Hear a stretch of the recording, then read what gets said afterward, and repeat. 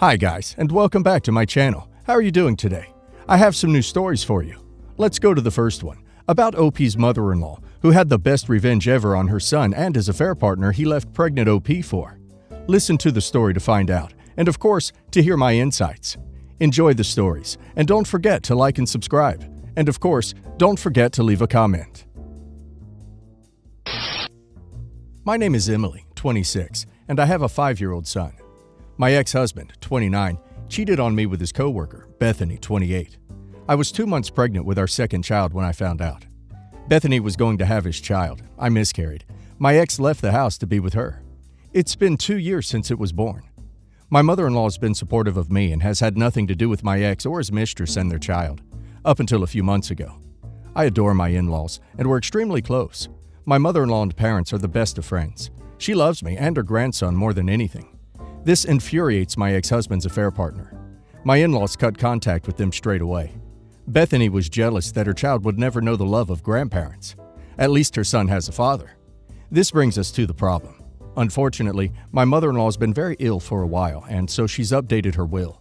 My ex-husband was an only child, so he would get everything. But now my son will inherit her house, villa, and money. I will receive a large portion of her money and all of her belongings. Until my son turns 18, it will be in my trust. If I pass before that, my parents will take care of it. They do not know this. The thing is, once they caught wind of her being ill, my ex-husband begged for forgiveness. The mistress started being nice towards her. She started fights and called her horrible names before, and forced her to be around his baby. My mother-in-law is bedbound, but she says she wants to leave with a bang, so she'll endure this. I haven't encouraged her to do anything, and this is her choice alone. They want her money, and her son thinks he is still included in the will. He also thinks his child will now be acknowledged by his grandmother and will also receive money. Now, my mother-in-law hasn't actually said she's forgiven them. She despises her son and his mistress for tearing apart our family. She wants to reward those who deserve it and get revenge in one go. The mistress keeps on hinting on how her child will grow up and attend a great college, etc. Money-involved things, whenever she's around my mother-in-law. Actually, mother-in-law's niece, my cousin by marriage, has overheard her on the phone discussing what wallpaper she wants in the dining room when she moves in, and how my mother-in-law has no taste whatsoever. She also mentioned how she'll finally be able to take down pictures of my son when my ex owns the house. Too bad for her, it will belong to my son. No changes will be made until my son becomes 18. It's his grandmother's home, and he should be allowed to cherish it in the same way she decorated it. I'm not really allowed to tell anyone, and though this revenge will be satisfying, I'll have to lose my mother-in-law. It's kind of a win-lose situation, and I dread the day when she'll take her last breath. She means a lot to me. I love her. She wants this for her grandson, and has said that she cannot rest until she knows her son and her mistress have been punished. She wants this because her childhood was also ruined because of her father and his affair partner. She wants my son to know he was loved and will always be loved. I hope my son will always value the great women in his life. I wish he had more time with his grandmother. As OP doesn't ask for any advice, I would just suggest mother-in-law gets a second opinion for legal advice, as it might be best to give OP's ex a small settlement to prevent him from contesting. She might also stop allowing him and his family around from now on, otherwise he may use it as evidence that she had a change of heart with the will. Edit. For those of you who are angry at me for not asking my mother-in-law to include my ex's new child, I can't do anything about that. Yes, I'm happy, and that's selfish, but I'm going to put myself and my son first. That child contributed to my miscarriage and is one of the reasons why my son has not had a father for over 2 years. I can't change my mother-in-law's mind about him. I do pity the baby, but it's not up to me to fend for it. It's not my responsibility. I've tried talking to my mother-in-law, but she's had her whole childhood ruined because her father made his affair children his top priority. This is why she wants nothing to do with it or her son. He knows that she went through so much because of cheaters, yet he decided to do the same to her. He has seen his grandfather favor his aunt and uncle over his mother. If this happened to you, you wouldn't be so happy about sharing yet another thing with the baby. Thank you again to those who have listened to me, and I've read out the nice comments to my mother-in-law. We've had a great laugh together. Edit 2. The mistress would send me photos of her ultrasound after I miscarried, either to me or to my family. In the first envelope, she sent a letter full of the nastiest things about me, my son, and my miscarried baby. She'd even tagged me on social media on an account I didn't know about. It was an invitation to her baby shower. She has done plenty of disgusting and hurtful things to me regarding my miscarried baby. The people who are coming at me in the comments would not be as civil as me if anything like that happened to them. Ignoring her child is honestly the best option. I do not want my son to grow up with her son. I really don't want to come off as entitled. I get that they don't owe me a trust fund. But I have 2 kids, and I would never treat them this differently in the future. Unless one of them had some type of dependency, and giving them money would only fuel the problem. I really can't understand how you would want to see 2 out of 3 kids financially secure. My parents are very well off. I've always got the impression they did more for my siblings than me, but it wasn't tangible until this came up. I recently turned 25, and my brother made a joke about being rich now. I didn't know what he meant. He looked embarrassed and said, "Never mind. Maybe my parents only gave him money when he turned 25. We ended up calling my sister, who confirmed she also got a trust fund of the same amount. My brother then divulged that he got another trust fund at 30, and my sister admitted our parents told her she would be getting one at 30 as well. We're talking about a lot of money, like their kids are going to live completely different lifestyles than my kids. Now, I don't know if this makes me a little entitled, but I think it is seriously ducked up. I asked my parents as non-confrontationally as possible, and my dad admitted that they have no intention of giving me a trust, because I made a choice not to be part of the family when I allowed my wife to punish my mom for being bipolar. My mom isn't allowed to be alone with our children, which I honestly find unfair, because I think she has her bipolar disorder pretty well controlled. She was a good mom, and she does fine with my nieces and nephews, but my wife disagrees, so I have her back. My mom said that she loves me and my siblings equally, but she hates my wife and will never view my kids as real family, so she isn't giving us money. She then got very upset and left, and my dad said I should go. My dad texted me that night that you never ask someone about money, and how dare I put them in that position. I think OP is in the wrong here. It's not OP's kids' fault that their mom is too stubborn to see that her mother-in-law raised OP well enough for her to marry OP. So it sucks that they're missing out on money. But what's worse is that they're missing out on what could be a beautiful relationship with their grandmother. OP's wife doesn't treat his mother equally, and OP backs her, so now OP's parents don't treat OP equally. Sounds fair to me. Let's see the community's opinion. Isabel Sadai says, I would say you're the a-hole. Your wife decided that she didn't trust your mom and wouldn't let her watch your kids while you disagreed and did nothing. So basically, the relationship with your parents is not good. And your wife and parents hate each other. Why would they give you any money? Carmen Cage says, You're the a-hole. I would be furious if my daughter-in-law treated me differently for a mental disorder. What your wife is doing is disgusting. I understand why they are doing this. I feel like the real issue is your wife thinks it's okay to treat your mom like crap because she is bipolar. Because you aren't standing up for your mom, that shows you think it's okay, and it's not. You should have a serious talk with your wife about how treating people with mental disorders differently is wrong and directly hurting your family financially. Deadly Housefrau says, You're the a-hole, with the context that you're letting your wife treat your mother terribly. How can you expect them to take that well? You even admit your mother handles her disorder well. When I was a young man, I fathered a child. The mother and I both agreed to A, and I gave her the money for it. We parted company, and I assumed she had the A. A year later, she came to me and said she'd had the baby. I told her nothing had changed. I still didn't want a relationship, but I would gladly provide financial security. I was born into a well-off family, and my parents activated one of my trusts. I signed the entire thing over to the child, Carmen, and went to court to give up my rights, agreeing to child support. I was assigned one amount, but I paid double that, increasing as the years went on to reflect my growing financial status. In the years after Carmen's birth, I graduated with a PhD, entered a career field that has made me a very wealthy man, married and fathered 2 amazing girls. Through all this, I promptly paid my child support and made sure the trust I signed over was growing healthily. Carmen's mother harassed me for several years to have a relationship with Carmen, but I always declined.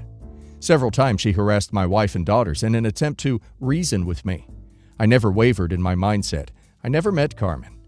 In 2016, Carmen started attempting to contact me. She wrote a letter, to which I replied politely and kindly, with firm rejection. I wasn't cruel, but I was frank. She left it, but would pop up again every few months, and I gently declined her attempts. My parents and my daughters have also declined to have a relationship with her, despite having always had my blessing to have a relationship. When her attempts started escalating, I made some financial threats. The trust I set up for her had some stipulations. She could have just enough money to pay for college, and the remainder would be released to her when she turned 30, which will be very soon. She started harassing us with phone calls and letters and emails. She found my daughter's various social medias and harassed them despite their declinations of her attempts. I told her I'd take her trust away if she didn't stop. Recently, she showed up at my father's family reunion and introduced herself as my daughter. I was stressed after 3 years of her behavior and snapped. I yelled at her, told her the trust was as good as gone, and that she was the worst mistake I ever made. She left in tears. I called my money manager and took away the trust, which I still control. As time has passed, I regret how I spoke to her, but not taking away her trust fund. My family feels that it was too harsh, and I should give it back. I wrote Carmen a letter apologizing for my behavior. Her mother wrote back and said that I was a deadbeat father and a horrible person, and they both feel entitled to some of my amassed wealth. I told her that as far as Carmen is concerned, I'm done. She'll never see a penny from me again. I'm conflicted. Am I the a-hole? Edited to add. I was 20 years old when Carmen was born. The mother made the choice to A, took my money, and didn't speak to me or contact me for a year until Carmen was a newborn. I literally had a newborn sprung on me. The mom at least had 9 months to get used to the idea. What if she had been adopted out after birth and she was coming looking for biological family? Her mother made the choice to have her, telling me one thing, and I'm supposed to just jump on board? I did not want a child. And why is not wanting a relationship with a stranger so terrible? I never lied about my intentions. I was always upfront from the beginning that I would never be involved. How is it my fault that Carmen's mother got her expectations up? I had nothing to do with this girl beyond conception and my legal obligation to pay for her living. I did a hell of a lot more than most absentee parents do. At least I cared enough to provide for her. Edited to add. I just realized something I never mentioned. Carmen and her mother lived across the country from my family and I. My family and I live in Connecticut. She and her mother live in Washington State. Carmen moved to Connecticut in 2016. Before that move across country, the only time I ever met her or spoke to her was when she was about 2 months old.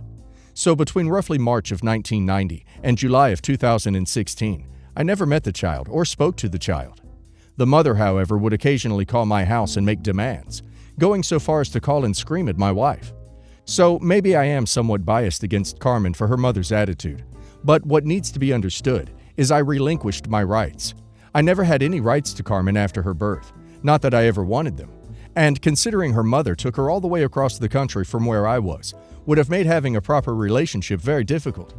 Sure, you can try as a parent, which I am not, to make it work. People do it every day. But at this point, I did not want to.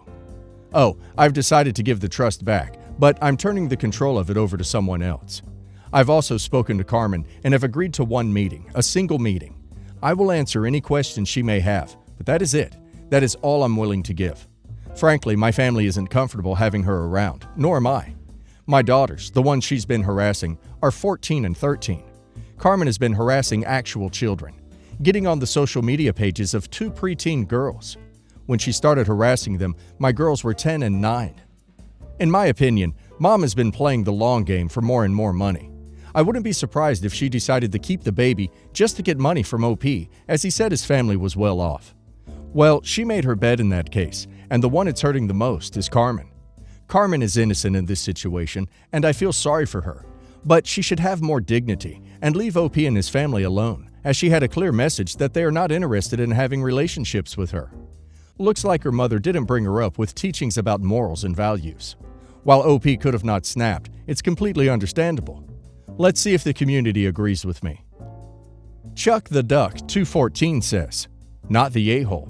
I can understand her wanting a relationship with her bio dad, but she went about it in the complete wrong way. The harassment and stalking is going way too far.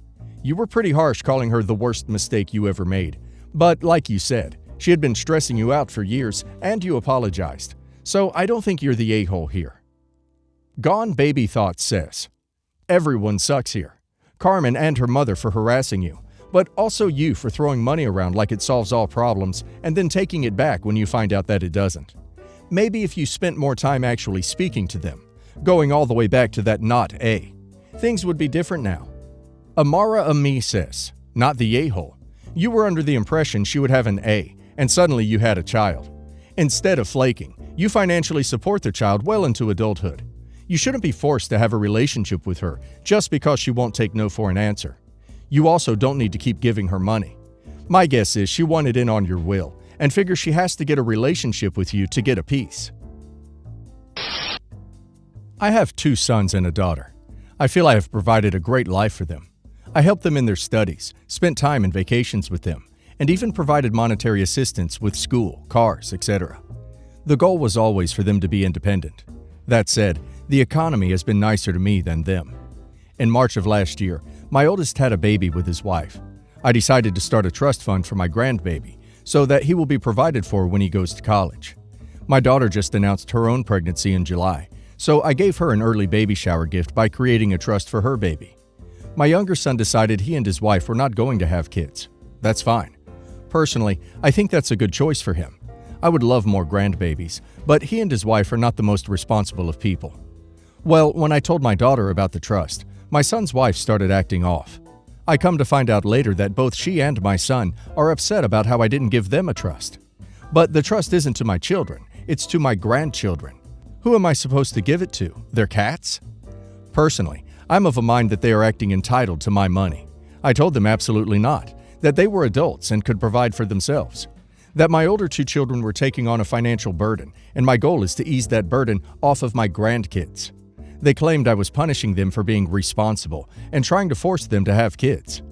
Well, my son went complaining to his aunt, my sister-in-law, and now she's trying to convince him, edit, my husband, not my son, to start a fund for my youngest, like a housing fund. I told my husband absolutely not, and he thinks I'm being unreasonable. Am I the a-hole? The money was not for OP's kids, it's for OP's grandkids. OP's kids can't touch the money. OP's son and wife are acting entitled. OP should remind them that there's a lot of money they won't be spending on kids' expenses. Deleted user says, "Everyone sucks here. Your son sounds like he could have handled it better, but why not have a house fund or something such for him? In the end, you are making your other kids' lives easier by giving their kids money. So why shouldn't your other child benefit from some help too? Child-free people always get the shaft." AndroMach97 says, "Not the a-hole. You didn't give your children money. You gave it in a trust to your grandchildren. If the money was for your kids, you would be the a-hole. But it's for your grandchildren, which is totally fair and not at all discriminatory towards your kids. Just to be clear that the trusts are in your grandchildren's names, and for them, not for your children, and your child-free kid really has nothing to complain about." SP Nepo says, "Not the a-hole.